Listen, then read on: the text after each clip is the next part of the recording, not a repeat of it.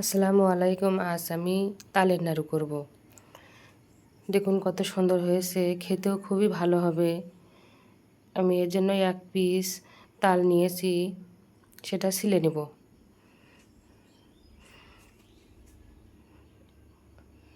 ছেলা হয়ে গেলে এটা কচলায় কচলায় পিওর যেটা রস সেটাই বের করব। এখানে পানি ব্যবহার করব না। দেখুন পিওর রস যেটা সেটা এখানে নিয়েছি, 1 কাপ হয়েছে। আমি চালের নাড়ু করবো, এই জন্য ভাতের চাল যাই যে চাল খান সেটাই লবণ দিয়ে একটু মেখে রাখবেন পরিমাণ মতো। দেখুন ভাজা হয়ে গেছে। এটা ঠান্ডা হয়ে গেলে আমি গুঁড়ো করে নিব, ব্লেন্ড করে নিব। এখন আমি রস কড়াইয়ে ঢেলে দিলাম। 1 কাপ চিনি দিলাম, পরিমাণ মতো লবণ দিয়ে ভালোভাবে নাড়িয়ে নিব।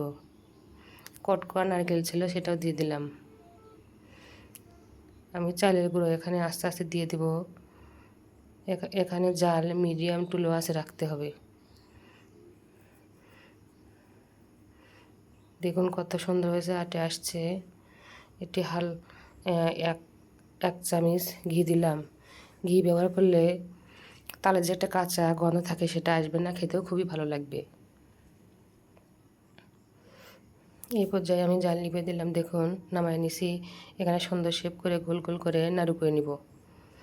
এখানে আমি সবগুলো নাড়ু করে নিয়েছি। দেখুন এখানে চেরি ফল দিয়েছি, কটকোয়া নারকেল দিয়েছি। কত সুন্দর লাগছে, খেতেও খুবই ভালো হবে।